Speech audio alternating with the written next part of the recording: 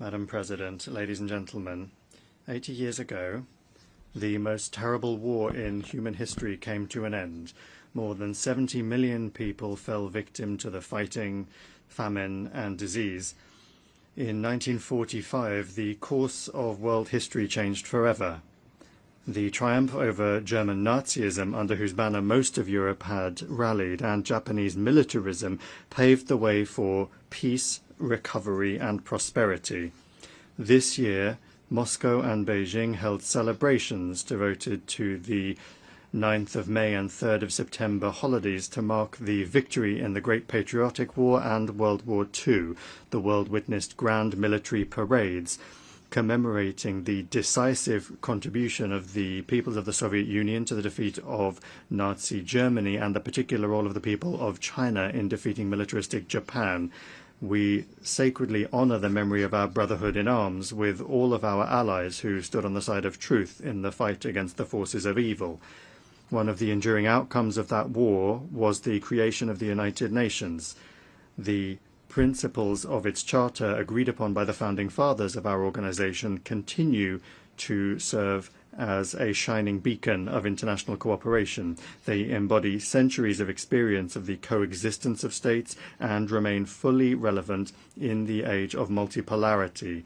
The only thing that remains is for all member states, without exception, to adhere to those principles in full, in their entirety, and as they are interconnected. In practice, however, things look different. Widespread, gross violations of the principle of the sovereign equality of states are undermining faith in justice itself and leading to crises and conflicts. The root of the problem lies in the incessant attempts to divide the world into us and them, into democracy and autocracy, into a blooming garden and a jungle, those who are at the table and those who are on the menu, into the chosen ones who are allowed everything and the rest who for some reason are obliged to serve the interests of the golden billion. We advocate for unquestioning adherence to the principle of equality. It is the guarantee that all countries will be able to take their rightful place in the world order, regardless of their military might, the size of their population, or the size of their territory and economy. The principle of the non-use of force and threat of force has also been repeatedly flouted by the West. The NATO bombing of Yugoslavia, the invasion of Iraq by the US-led coalition, and NATO's military operation for regime change in Libya all ended in tragedy. Today, Israel's illegal use of force against the Palestinians and aggressive actions against Iran, Qatar, Yemen, Lebanon, Syria, and Iraq threaten to blow up the entire Middle East. Russia firmly condemned the attack by Hamas militants on Israeli civilians on the 7th of October 2023. However, there is no justification for the brutal killings of the civilian population of Palestine or for terrorist attacks. There is also no justification for the collective punishment of Palestinians in the Gaza Strip, where Palestinian children are dying from bombing and starvation. Hospitals and schools are being destroyed, and hundreds of thousands of people are being left without shelter. There is no justification for plans to annex the West Bank. We are essentially dealing with an attempt at a kind of coup d'etat aimed at burying UN decisions on the creation of a Palestinian state. Recently, a number of Western governments announced their recognition of the state of Palestine. Moreover, they announced their intention to do so several months ago. The question then arises, why did they wait so long? It seems that they had hoped that soon, by the time the General Assembly session was convened, there would be nothing and no one left to recognize. The situation requires urgent action to prevent such a scenario, which was strongly advocated by the participants at the high-level international conference on Palestine. The strikes on Iranian facilities under IAEA safeguards deserve condemnation, as do the strikes on the capital of Qatar at a time when negotiations with Hamas were being held there with the participation of American mediators, among others. Yesterday, in the Security Council, the West rejected a rational proposal by China and Russia to extend the 2015 agreement on Iran's nuclear program in order to allow time for diplomacy. This has finally exposed the West's policy of sabotaging the pursuit of constructive solutions in the UN Security Council and its desire to extract unilateral concessions from Tehran through blackmail and pressure. We consider such a policy to be unacceptable and consider all manipulations to restore anti-Iranian UN sanctions as well as the sanctions themselves to be illegal. The West is not accustomed to observing the principle of non-interference in internal affairs. The color revolutions have become a sad phenomenon of our time, and illegal unilateral sanctions have long since become the main tool of Western diplomacy. No matter what excuses are used to justify them, the essence of such sanctions is the same: to suppress and intimidate competitors in the global economy and politics. Russia, together with an absolute majority of UN members, calls for the immediate lifting without prior conditions of the trade blockade against Cuba, which has been in place for more than 60 years, and for it to be removed from the notorious list of state sponsors of terrorism. We express our solidarity with the people of Venezuela in the face of external sanctions pressure and threats. We advocate for Latin America and the Caribbean to remain a zone of peace and cooperation. A flagrant example of the undermining of sovereignty and gross interference in internal affairs is the actions of the West in the Balkans, where such a fundamental principle as the need for all UN members to comply with Security Council decisions is being violated. The unilateral recognition of Kosovo's independence, contrary to Resolution 1244, was essentially an attack on Serbia's state structure. Now the West has set a course for the collapse of the statehood of Bosnia and Herzegovina by sabotaging the Dayton peace agreement. In both Kosovo and Bosnia, an attack has been launched on the vital interests of the Serbian people, including the ancestral rights of Serbian Orthodoxy. Similarly, the Kiev regime, which seized power as a result of an anti-constitutional coup organized by the West in 2014, has set a course for the elimination of the canonical Ukrainian Orthodox Church and the legislative eradication of the Russian language in all spheres, in education, culture, and the media. Ukraine is the only country in the world that has legislatively banned the use of the native language of almost half of its population. Arabic is not banned in Israel, and Hebrew is not banned in Arab countries and Iran, but Russian is banned in Ukraine.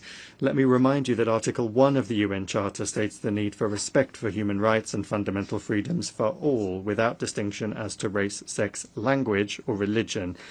Europe remains silent on this issue, obsessed as it is with the utopian goal of inflicting a strategic defeat on Russia. To this end, the Ukrainian regime is permitted to do anything, including terrorist attacks against politicians and journalists, torture, extrajudicial executions, indiscriminate bombings of civilian targets, and reckless sabotage of nuclear power plants. As President Vladimir Putin has repeatedly emphasized, Russia has been and remains open to negotiations on eliminating the root causes of the conflict. Russia's security and its vital interests must be reliably guaranteed.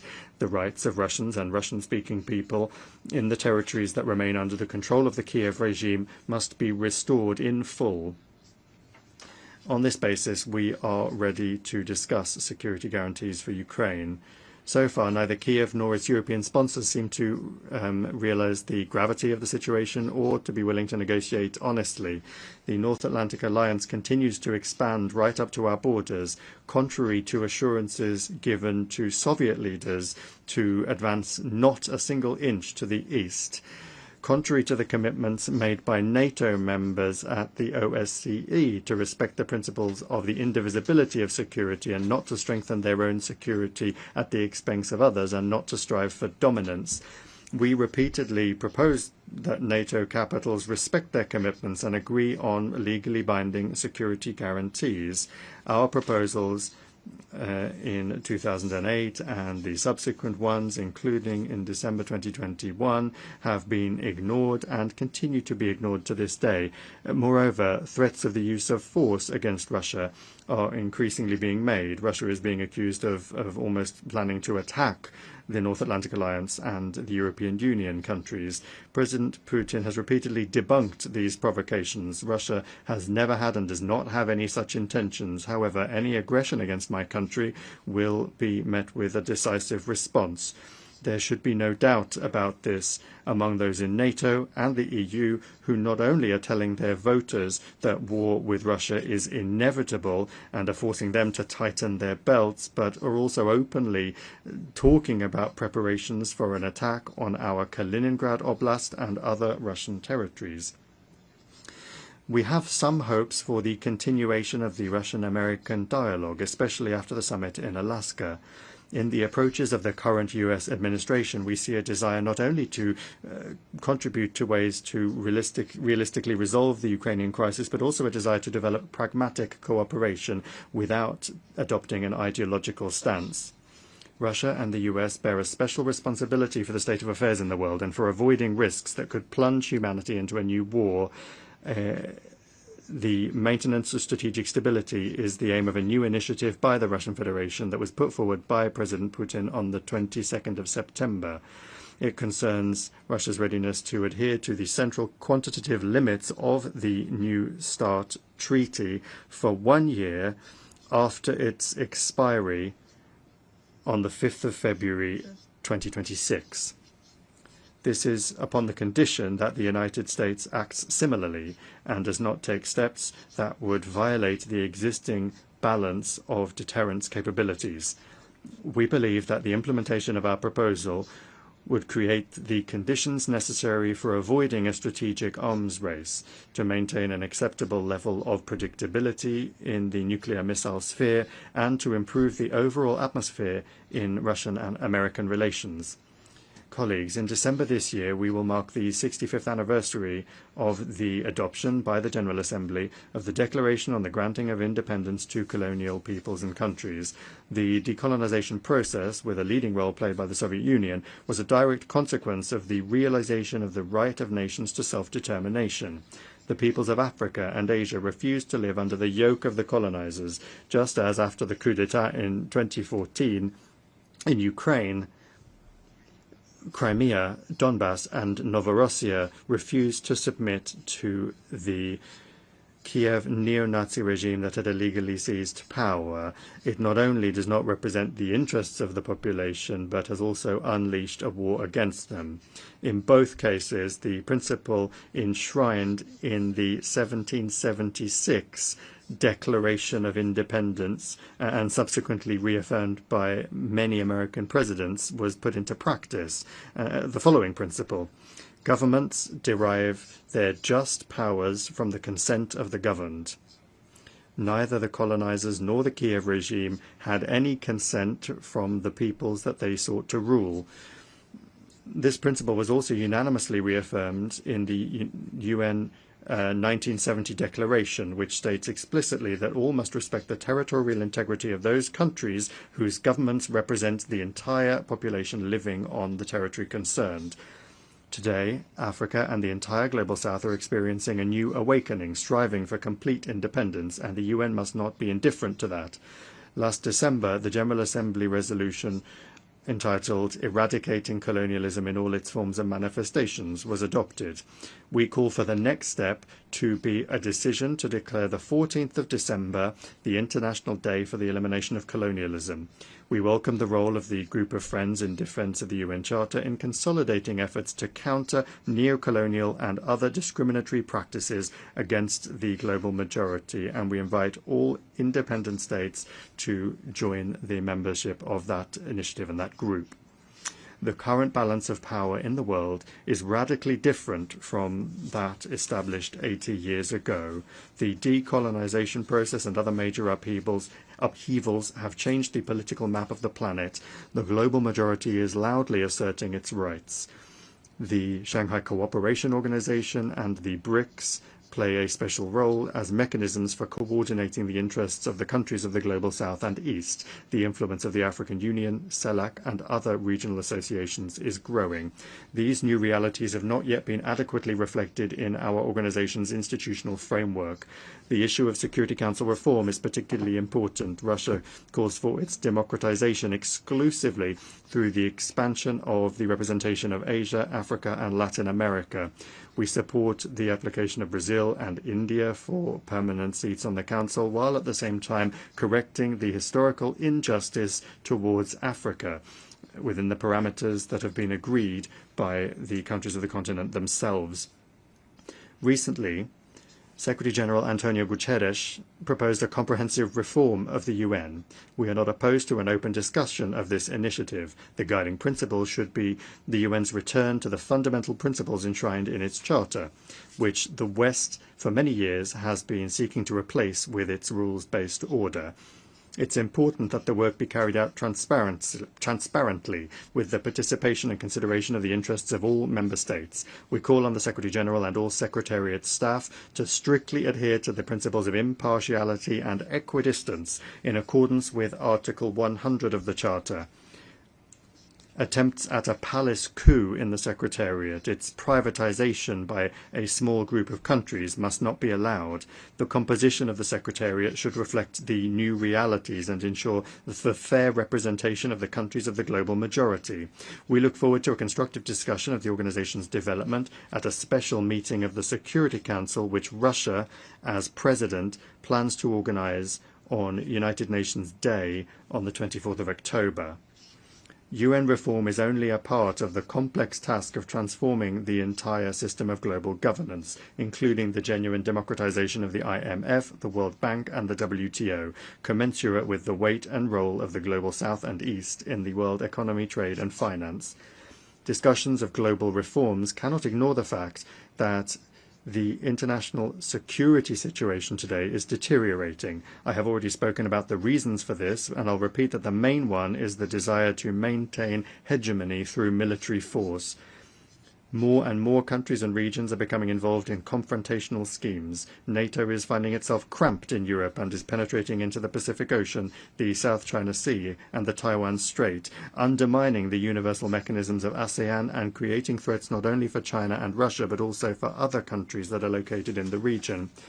This new stage of expansion is justified by NATO leadership with the slogan of the indivisibility of Euro-Atlantic and Indo-Pacific security, and they're trying to use this slogan to surround the whole of Eurasia with a military ring. Russia and its like-minded partners are offering a constructive alternative to this dangerous course, to build in Eurasia an architecture of equal and indivisible security, not just for NATO members and their allies, but for all countries and associations on the continent without exception, including the SCO, the CIS, ASEAN, the EAEU, CSTO, the Gulf Cooperation Council, and others. To this end, Belarus and Russia, as partners in the Union State, are proposing the development of a Eurasian Charter of Diversity and Multipolarity in the 21st century. A truly continent-wide process is unavoidable after the West's behavior has rendered the Euro-Atlantic security model based on NATO, the EU, and the OSCE meaningless. We see no prospects for restoring this model in Europe in its former form, as some European capitals have suddenly started to contemplate. When talking about the future, we must not forget the lessons of the past, especially in a situation where Nazism is rearing its head again in Europe and militarization is gaining momentum under the same anti-Russian slogans. This is all the more alarming given that a number of politicians in power in Brussels and in some capitals of EU and NATO countries are seriously beginning to talk about a third world war as a likely scenario. These figures are undermining any efforts to find a fair balance of interests among all of the members of the international community by trying to impose their unilateral approaches on everyone else in gross violation of the key charter requirement, which I have repeatedly mentioned already, that is the respect for the sovereign equality of states. It is this equality which is the foundation for the objectively emerging multipolarity. Russia is not agitating for revolution against anyone. Our country has suffered more than others from revolutions. We are simply calling on member states and the Secretariat's leadership to strictly adhere to all of the principles of the UN Charter without exception, without double standards. Only then will the legacy of the founding fathers of the UN not be squandered in vain. Thank you for your attention.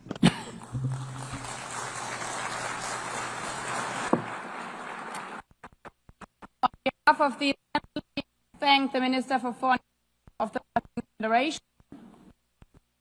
I now give